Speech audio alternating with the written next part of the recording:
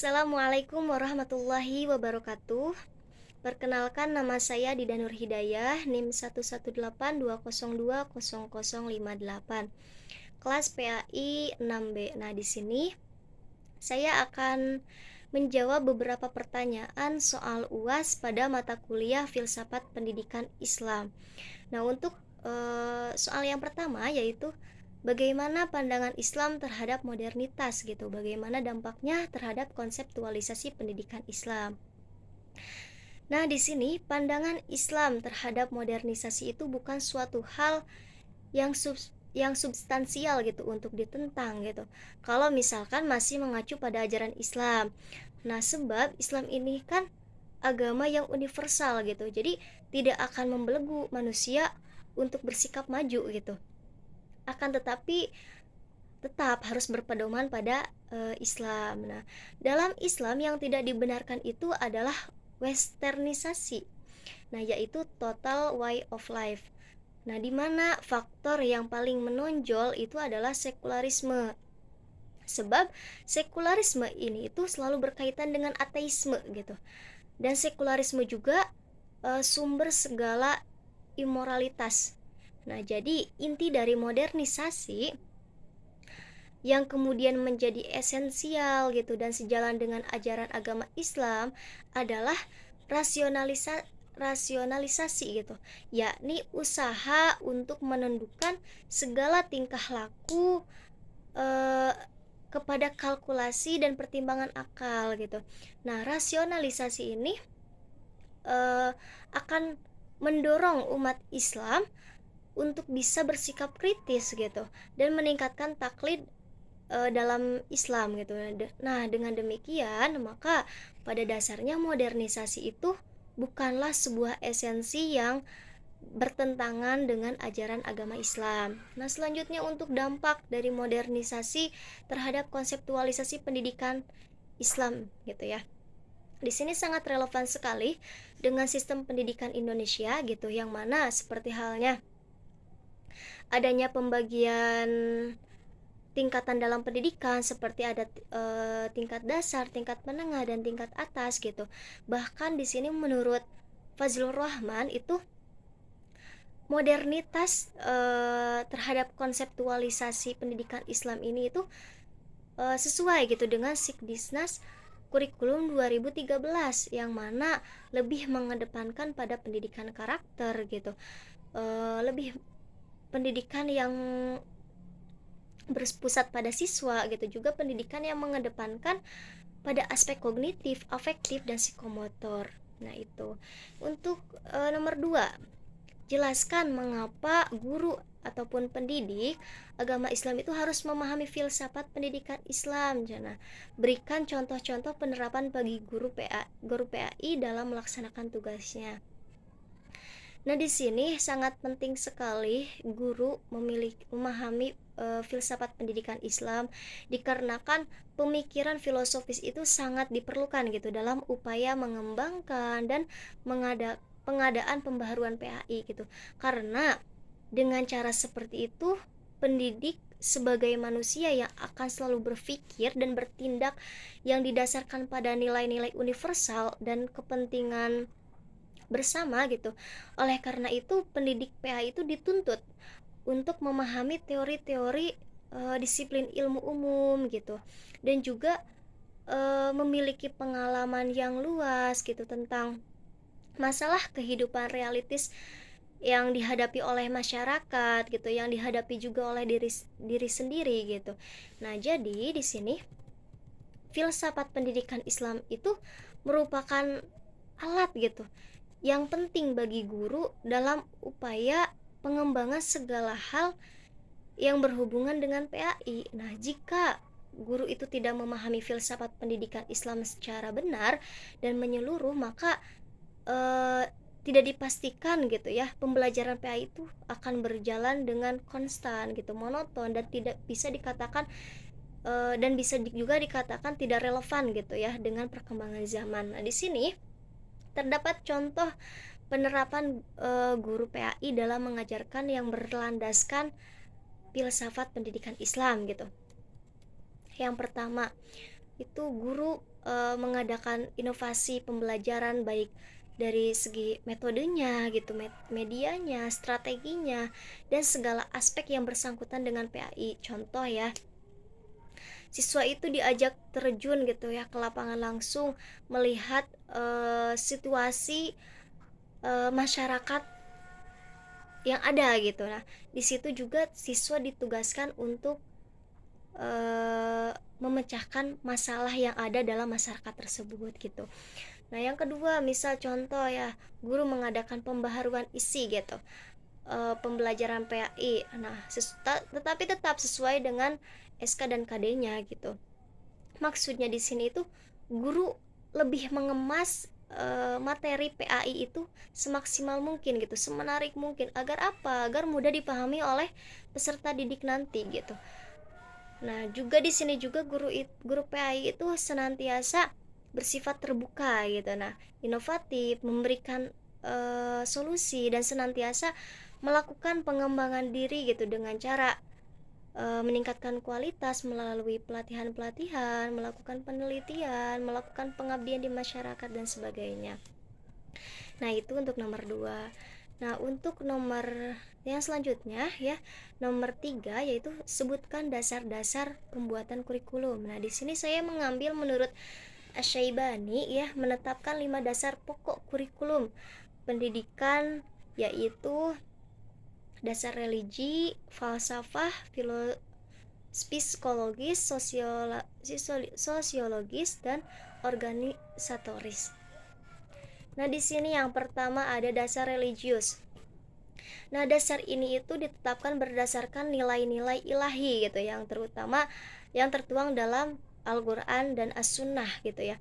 Karena kedua kitab tersebut itu merupakan nilai kebenaran yang universal gitu, abadi dan bersifat futuristik. Nah, yang kedua ada dasar falsafah. Nah, dasar ini juga memberikan arah gitu ataupun kompas tujuan pendidikan gitu. Dengan dasar filosofis, sehingga susunan kurikulum itu mengandung satu kebenaran, terutama kebenaran di bidang nilai-nilai sebagai pandangan hidup yang diyakini dari suatu kebenaran. Nah, yang selanjutnya itu dasar yang ketiga adalah dasar psikologis. Nah, dasar ini itu mempertimbangkan tahapan psikis gitu, anak didik yang berkaitan dengan perkembangbiakan jasmaninya, bakat-bakatnya gitu, intelektualnya, bahasa, emosi, sosial gitu, dan sebagainya. Nah, yang selanjutnya itu ada dasar sosiologis. Nah, dasar ini itu memberikan implementasi gitu, bahwa kurikulum pendidikan itu memegang peranan penting terhadap penyampaian dan pengembangan kebudayaan, proses sosialisasi individu, rekonstruksi masyarakat. Nah, yang kelima dan yang terakhir itu adalah dasar organisatoris gitu. Nah, dasar ini itu mengenai bentuk penyajian bahan pengajaran gitu, yakni organisasi kurikulum.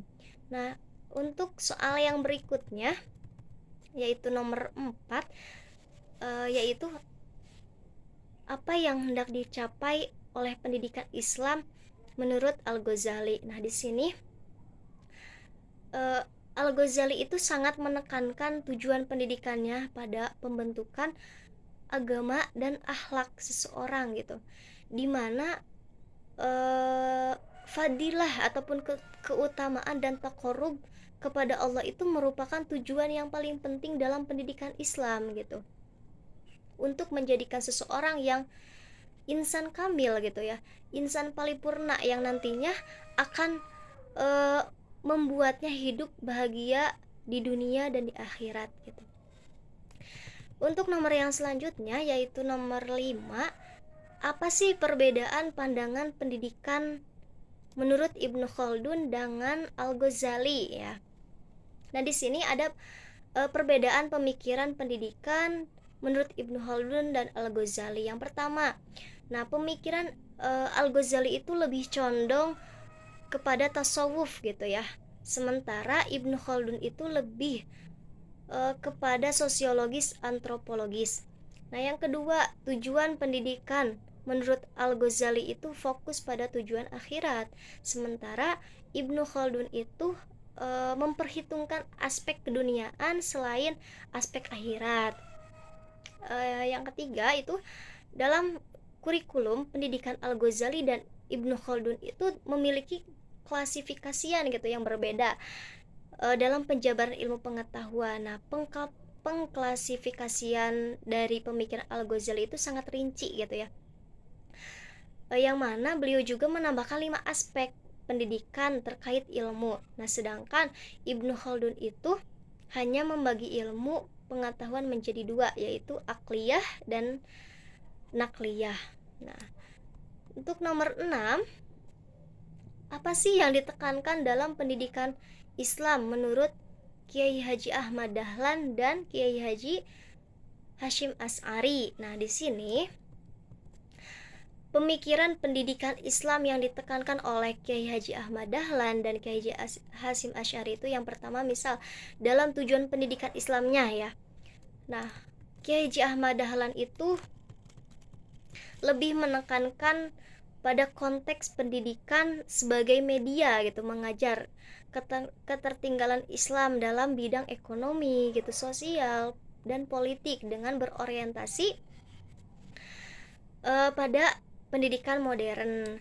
Nah, juga Kiai Haji Ahmad Dahlan ini tujuan pendidikannya itu sesuai dengan aliran filsafat pendidikan progresivisme dan rekonstruksi gitu.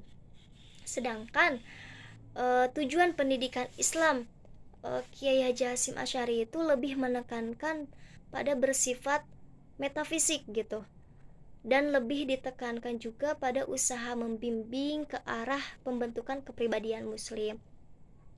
Nah, tujuan pendidikan Islam Kiai Haji Hashim Asy'ari juga dalam filsafat itu, pendidikan itu esensialisme dan perennialisme. Nah, itu dalam tujuan pendidikan Islamnya. Sedangkan dalam materi pendidikan Islam di sini Kiai Haji Ahmad Dahlan itu lebih menjadikan Al-Qur'an dan hadis itu sebagai sumber untuk menelaah keilmuan secara langsung gitu, dan mengkritik materi-materi yang bersumber dari kitab-kitab klasik. Nah, sedangkan Kiai Haji Hashim Asy'ari ini tetap mempertahankan materi-materi keagamaan yang bersumber dari kitab-kitab klasik. Selanjutnya dalam metode pendidikan Islamnya gitu. Nah, Kiai Haji Ahmad Dahlan ini menganggap metode tradisional itu yang dipakai pesantren dalam penguasaan suatu kitab klasik dianggap tidak efisien gitu, dan efektif karena membutuhkan waktu yang lama dan juga menghasilkan pemikir yang tidak kritis, sehingga metode tradisional ini tidak perlu dikembangkan menurut Kiai Haji Ahmad Dahlan. Sedangkan di sini menurut Kiai Haji Hashim Asy'ari itu tetap gitu ya menerapkan metode sorogan, bandungan gitu dalam kelas musyawarah. Nah, selanjutnya dalam manajemen lembaga pendidikan Islamnya gitu. Nah, di sini menurut Kiai Haji Ahmad Dahlan itu lebih mengemban madrasah berada di bawah pengelolaan organisasi Muhammadiyah. Nah, madrasah sebagai garapan amal usaha pendidikan. Nah, kepemimpinan lembaga itu berdasarkan kepemilihan organisasi. Nah, sedangkan di sini menurut Kiai Haji Hashim Asy'ari itu mengembangkan madrasah di bawah pengembangan manajemen pesantren yang inovatif sebagai jawaban bagi tantangan zaman yang dihadapi. Nah, lembaga itu dipimpin orang yang berkompeten dengan memperhatikan aspek keturunan gitu. Itu mungkin jawaban untuk nomor 6. Terkait perbedaan pemikiran Kiai Haji Hashim Asy'ari dan Kiai Haji Ahmad Dahlan. Untuk nomor yang selanjutnya, nomor yang terakhir, yaitu apa saja sifat yang semestinya dimiliki oleh peserta didik. Nah, di sini saya mengambil menurut Imam Al-Ghazali yang merumuskan sifat-sifat yang harus dimiliki oleh peserta didik itu. Yang pertama, belajar dengan niat beribadah dalam rangka taqarrub ilallah gitu. Nah, yang kedua, mengurangi kecenderungan pada kehidupan duniawi dibanding ukhrawinya gitu. Nah, yang ketiga itu menjadi pikiran dari berbagai pertentangan yang timbul dari berbagai aliran. Nah, yang keempat itu mempelajari ilmu-ilmu yang terpuji gitu, baik ilmu umum maupun ilmu agama. Yang ke terakhir yaitu memprioritaskan ilmu diniyah gitu, ilmu agama sebelum memasuki ilmu dunia. Jadi ilmu agama dulu lalu ilmu dunia. Selanjutnya di sini juga saya mengambil dari Ar-Rasyidin, yaitu di sini terdapat sifat-sifat yang harus dimiliki oleh peserta didik dalam konteksnya itu dengan Allah gitu, sebagai Al-Alim gitu. Nah, yang pertama yaitu mentauhidkan Allah, yaitu mengakui bahwa Allah lah sumber dari segala ilmu pengetahuan gitu. Nah, yang kedua yaitu menyiapkan dan mensucikan diri gitu, baik jasmani ataupun rohani, untuk taklim gitu, untuk tarbiyah dan takdib oleh Allah Subhanahu wa taala. Nah, yang selanjutnya yaitu peserta didik itu harus senantiasa mengharapkan ridho Allah gitu dalam aktivitasnya menuntut ilmu gitu.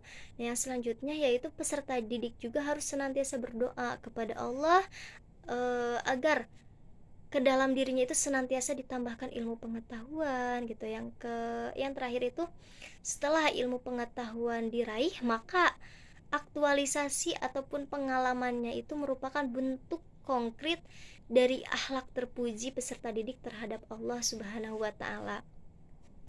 Nah, di antara sifat-sifat yang harus dimiliki oleh peserta didik yang tadi, nah di sini juga ada tambahan ya, mengenai sifat-sifat yang harus dimiliki oleh peserta didik gitu. Yang pertama yaitu sifat tawadu gitu ya, ataupun rendah hati. Merasa kita itu belum memiliki ilmu, jadi kita itu tetap mencari ilmu, memperdalam ilmu lagi gitu. Yang kedua itu memperhias dengan moral dan akhlak yang baik. Sebaik-baiknya manusia adalah orang yang beradab gitu ya, yang berakhlakul karimah, yang beradab baik gitu.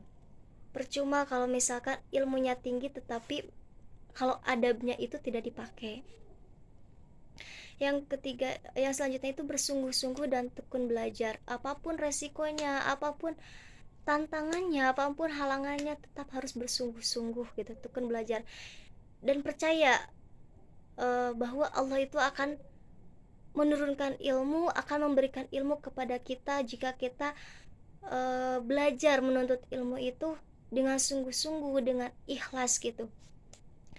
Nah, yang selanjutnya itu saling mempererat tali persaudaraan. Nah, yang selanjutnya memiliki sifat tabah dan waro. Mungkin itu saja yang dapat saya jawab dalam soal UAS pada mata kuliah Filsafat Pendidikan Islam ini. 7 soal sudah saya terjawab. Mohon maaf apabila banyak kesalahan dan kekurangannya. Mohon koreksinya. Wabillahi taufiq wal hidayah. Wassalamualaikum warahmatullahi wabarakatuh.